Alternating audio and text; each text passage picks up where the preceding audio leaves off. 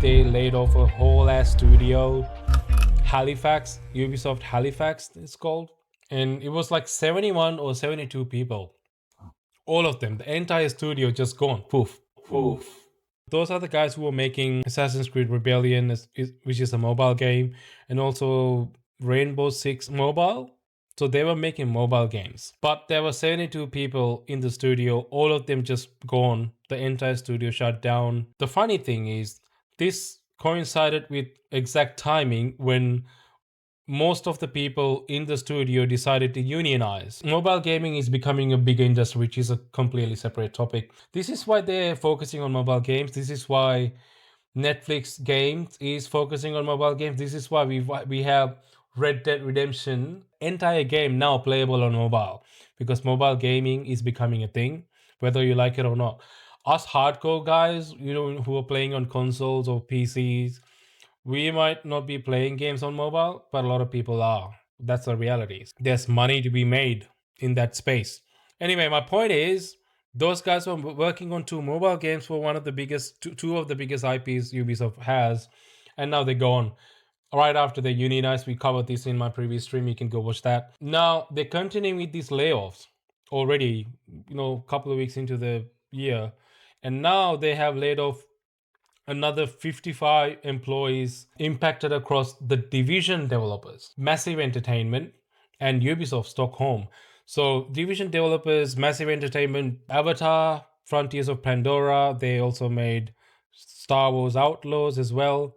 Ubisoft Stockholm, I'm not sure what they made actually. Another 55 people gone from those two studios, which is insane.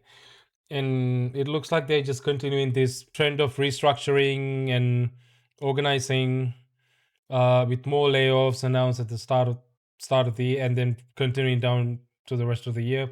I don't know how long it will go on. It's now 71 people with Halifax and 55 people in Massive and Stockholm studios, which is absolutely nuts. A report by IGN reveals that Ubisoft has proposed an organizational restructure that will impact 55 employees across its Swedish studios.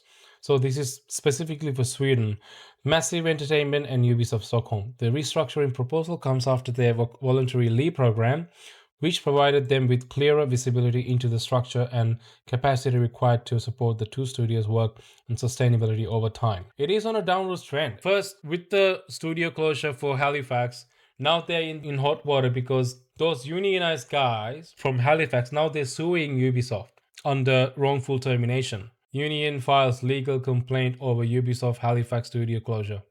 So they are now suing Ubisoft, saying it's against the law to stop workers from joining unions in Canada, but the slap on the wrist the employees often get is not enough to stop this. The penalty should reflect the reality of intentional corporate bullying. So they are chasing this shit up, and Ubisoft is getting targeted again, and they're losing goodwill from consumers with these news as well, and they're continuing. I get it. As a business, it is necessary to make layoffs and it is necessary to do restructures. Companies do that all the time. Ubisoft is also going through a significant change with the joint merger that they have with Tencent now. Tencent partially owns Assassin's Creed IP, Far Cry IP, and Rainbow Six IPs now. So they also have a say in what's going on here. That's probably why all these restructures are happening right now. We obviously don't have like inside information about any of this, purely speculating, but I am willing to bet that's one of the biggest reasons why these restructures are happening. Yeah, there you go. While it is necessary to have these layoffs and stuff, their timing is pretty fucking bad, because they're coming off the back of a few games that kind of bombed pretty bad, starting with Star Wars Outlaws that didn't do so well. Avatar Frontiers of Pandora have kind of picked up now with their latest update, which is great. But Assassin's Creed Shadows didn't do so hot either. Players are losing faith in Ubisoft and they're on a downward trend with how likable they are as a company. Dude, I'm with you, Seaworthy Yoda. Like, I had a lot of hope for Star Wars. I think it was one of the first games you ever received in a full-blown scale, like where you can actually go around exploring a Star Wars setting. We had Star Wars Jedi games, but they were not open world, fully open world environments. And this is the first game they had done in the modern with the modern graphics and everything, where you could actually planet hop, have a lot of freedom, and play out that Han Solo fantasy. I was so hyped for that, so hyped to the point I literally pre-ordered the game, like the deluxe edition with the season pass and everything. I was so freaking hyped. And then it was mid at best. Don't get me wrong, like planet hopping and actually, going from planet to planet, exploring the world, that was actually really fun. I had a lot of fun actually exploring, but the gameplay itself was like mid at best, and that was like really sad to see. It should have been a lot better than that. The players deserved a lot better than that. You know what, it's funny you mentioned that, because I didn't cover this in my stream, but I read about it. There was a entire whole mode for Star Wars that what's it called, Star Wars Oasis or something, and that revamped the entire Starfield game into a Star Wars game, which is quite ironic. I actually haven't tried it, because you need like an insane amount of modes to actually play that game. It's a huge ass mode. It is free because it's Disney property. You can't make money off of it, and if you do, Disney won't think twice about shutting it down. And to be honest, they're probably going to shut it down soon anyway, because I don't think they're going to be happy about Starfield being a Star Wars game. But it is a huge mode, and I didn't try it, but I've seen some people play it, and it looks good, dude. Like they overhauled the entire game to actually. I'm not talking about like reskinning some shit, and it's the entire game. Entire full game is now a Star Wars game. Oh, it's Genesis, not Oasis. Genesis. Whoops. Look at it. Even down to the menus, it's like it's completely Star Wars. So everything is like revamped. Like you got Star Wars ships. It's pretty crazy. Everything down to the menus, everything completely revamped to look like a Star Wars game. Even the NPCs, everything just Star Wars aliens, and even down to your character menu. See, there you go. When you go to the character menu, everything is just your character creator is just Star Wars characters. It's so cool. They just changed the whole thing. It is insane amount of work that they have done. This mode alone is making Starfield a better game. That is insane. That is an insane thing to say. you know, in the Starfield is a pretty mid game. I don't know. I tried it. I didn't like it. It feels like a shittier version of No Man's Sky. But this mode will definitely be something to check out if you're really into Star Wars. But yeah, it's pretty crazy. Like everything is just revamped. Like you got everything, even down to menus. Everything is just it's a Star Wars game now. Bethesda should get a Star Wars license. I don't know if they'd be interested to do that, to be honest. I mean, they did a pretty bang up job with Indiana Jones. So they have proven that they can work with popular licenses and actually do a pretty good job with it. Indiana Jones was a great game. The reality is, this is a mode made by players for a game that didn't work. Starfield wasn't a great game, but this mode make it salvageable. You know what I mean? So I don't know if Bethesda would be good enough to make a Star Wars game. I'm not sure. You should definitely try Indiana Jones, dude. Indiana Jones is one of my best picks for 2025.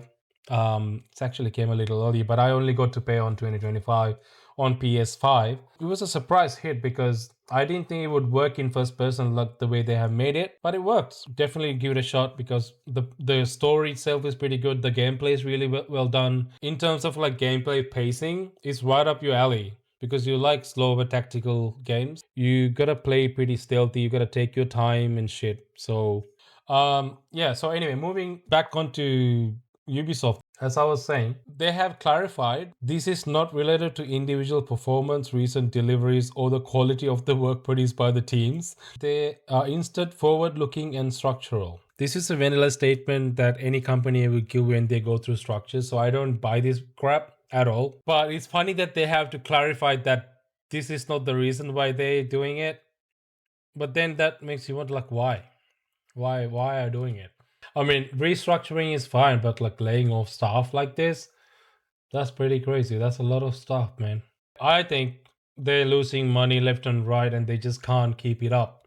That's why they're doing all these layoffs. Yeah, it's PR fluff. I'm pretty sure, like, even though they have put out some BS and they met their targets or whatever, I think that's BS. They've been struggling for a couple of years now with their games. They haven't sold very well, even though they got a cash injection with Tencent for their biggest IPs. But that's just the partially owning stuff, right? Tencent is only investing in three of their IPs. They got a whole lot other stuff that they need to take care of that they haven't. Ubisoft is still pretty separate from Tencent. So they, as a company, is still struggling monetary wise. So I think that's why they're doing all these layoffs, and we're probably gonna see more of these happen. I mean, it's unfortunate, can't really do anything about it, but that's just how it is, man. It sucks because these guys, the Massive Entertainment, they're pretty good at what they do. They made Division. Star Wars Outlaws was pretty mid, yes. Avatar was still good. They salvaged that. At launch, it was kind of a disaster. It didn't do that well, but they patched it up really well. Now it's in a good position. They recently released a third person mode to the game, which actually made the game 10 times better. Avatar, if you haven't played, it's like Far Cry in Pandora, which is not a bad thing. It's pretty good. So, and now you can play that in third person, which is cool. I think they're pretty talented team there over at Massive, and they've just been underutilized and been knocked around quite a bit to in between projects as well. But if you really think about it, Massive Entertainment had to release two games back to back, which is a miracle that they managed to do that, because I don't think you realize they released Avatar The Frontiers of Pandora and then 6 months later they released Star Wars Outlaws. So they've been working on both games at the same time, and that's a huge task because both IPs are massive and they're both licensed IPs. So you can understand the amount of pressure that they must have been under, and they still delivered mostly. Just churning games is a good business model. It's a good business model, but it doesn't really help to put out quality stuff. That's what we learned, right? They are in the business of churning out games quite frequently, but it hasn't really worked for them. And that's something they should learn now, because none of their games as a past 3 years has sold really well, at least not up to the standards. And these guys used to be legends in the industry, and now I don't know what they're doing. I think this year, the only way that they can earn some goodwill back would be to have done a good job with Assassin's Creed Black Flag Remake that is supposed to shadow drop sometime this year. I don't know when it's going to happen. Again, it's not even confirmed that the game is happening, but it's a famous secret in the industry now that it is actually happening. We've had a lot of confirmation. We talked about this a lot. So it is definitely happening, but I think they're trying to shadow drop it, so we're not going to learn about it. I think the only way that they can, hey, I know it's my theory, but I'm going to stick with it because the fact that they haven't said anything, that is telling me that they're planning to 100% shadow drop it, much like they did with Oblivion's remaster. It makes sense. This is the only way they will actually create some hype around it. If they try to do their usual marketing cycle with it, they're gonna fuck it up. I'm pretty sure. So I think they will be shadow dropping it either way. What I'm saying is they have to do a good job with that game. If they don't, that'll be, for a lot of people, that'll be the nail in the coffin. People are fed up with Ubisoft and their stupid shit and their stupid games and just turning out really mediocre stuff. They have to do a pretty bang up job with the remake of Assassin's Creed Black Flag, salvage some of that lost goodwill with the gamers. Because I think if they do that, I think a lot of people will be okay, you know what? I'm just gonna give you guys another chance, and that'll create momentum enough for a lot of gamers to be hyped about their next game, which is the next mainline entry to Assassin's Creed franchise, which is Assassin's Creed Hexe, which is supposed to be a completely different experience to what we've had compared to previous Assassin's Creed game, which sounds interesting because it's set in the Witch Trials era. So it could be interesting. Even that doesn't have a lot of hype anymore because of, what Ubisoft has been doing. Apparently, they're also remaking the first Assassin's Creed game as well, which is not 100% confirmed either. I don't know when that's coming. That should probably come like a little later, maybe 2028 or something. That's also happening. But they need to be doing a good job with their next game, whatever it is. Whatever it is they're doing, they have to do it. If they don't, they're gone. They're gone. I don't think they will be able to come back out of it if they fuck that up again.